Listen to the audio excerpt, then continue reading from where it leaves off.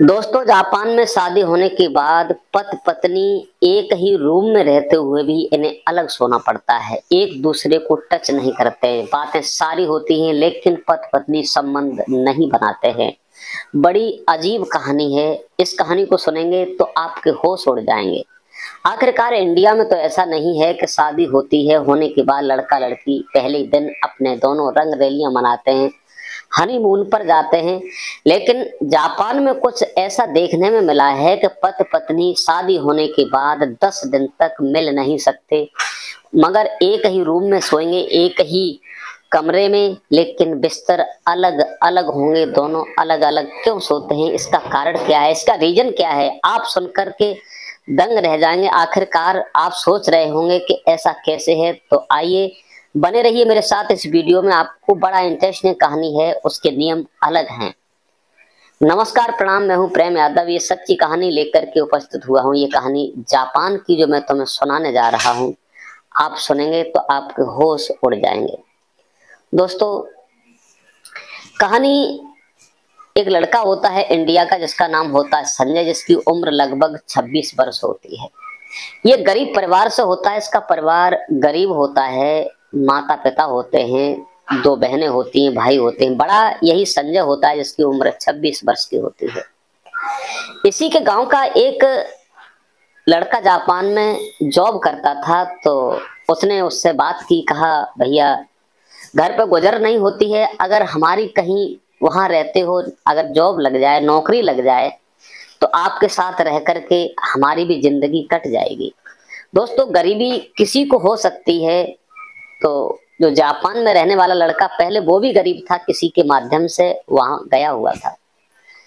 जब उससे संपर्क किया तो उसने कहा अगर हमें कहीं जगह मिलती है, आप क्या कर लेते हो? बोले हम गाड़ी भी चला लेते हैं और गार्ड का भी काम करते हैं, और किसी की कोठी है उसकी रखवाली भी करते हैं, और घर का सामान भी लाते हैं, बहुत सारे काम कर लेते हैं।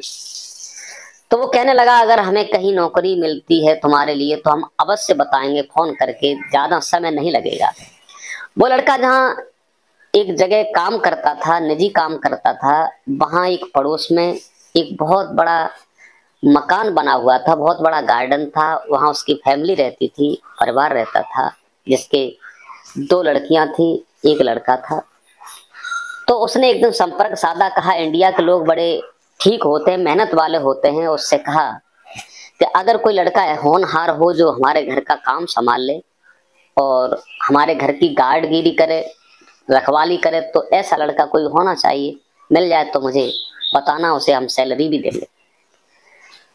तो उसके बाद में जब कहा तो उसने उससे फोन किया, शाम को बात हुई और कहा आपकी जॉब लग रही है, आपको गार्ड का काम मिल रहा है, हो सकता है कि आप ड्राइवरी करें तो आपको और पैसे मिल जाएं।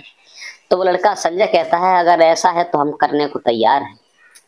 वो लड़का उससे कहता है कि लड़का तो मिलता है, वो ड्राइवरी भी करना जानता है और गार्ड का काम अभी कर रहा है, और उम्र लगभग 26-27 साल है उसकी।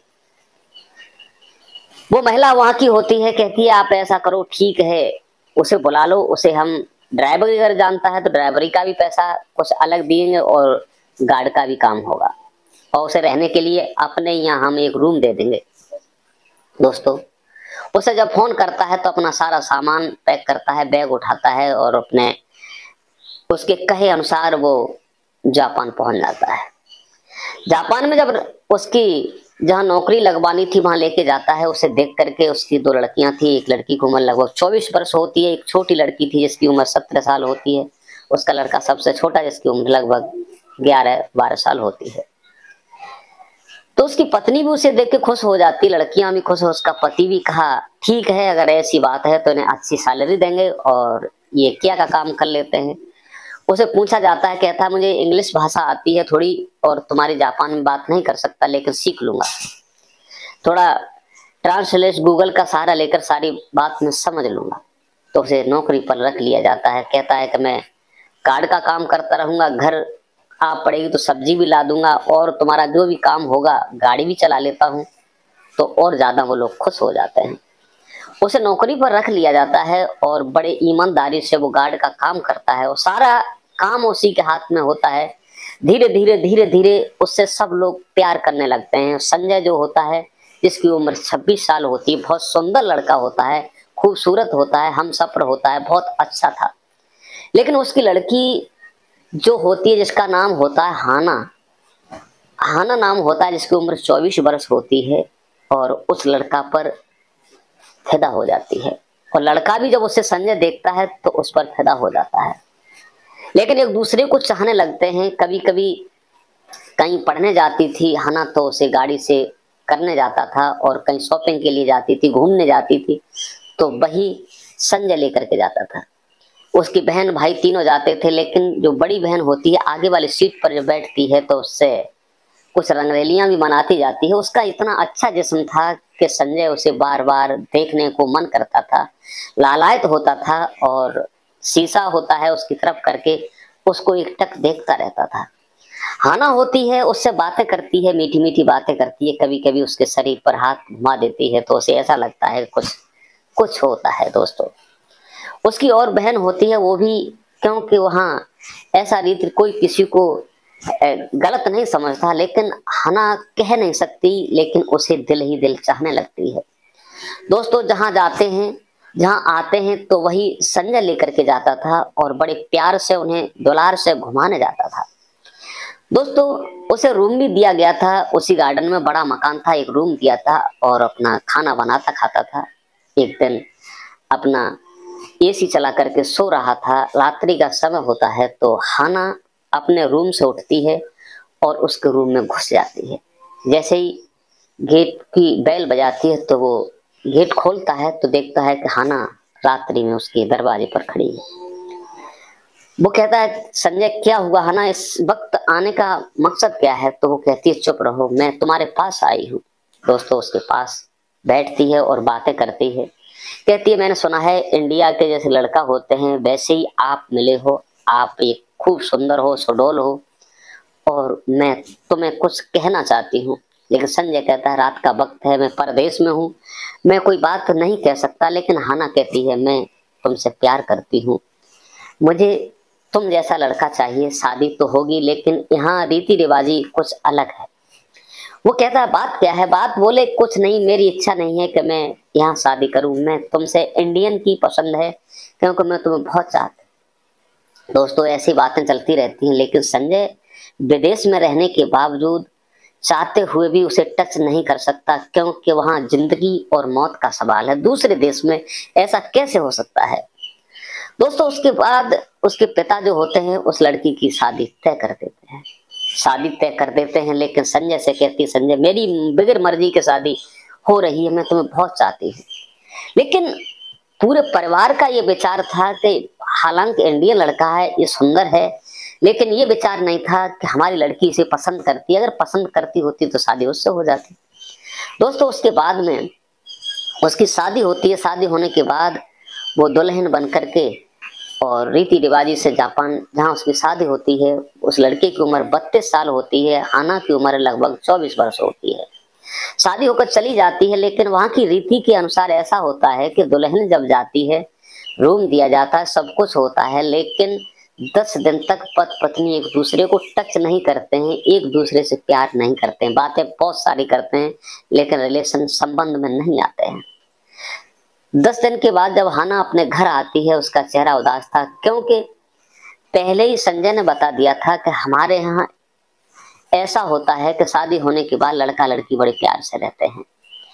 जब हाना आ जाती है, उदास होती है, और संजय अपने रूम पर होता है, तो टहलती हुई हाना वहीं पहुंच जाती है, और संजय पूछता है, कहिए आपको आपका हम सफर कैसा मिला, पति कैसा है, आपकी कैसी रातें गुजरी?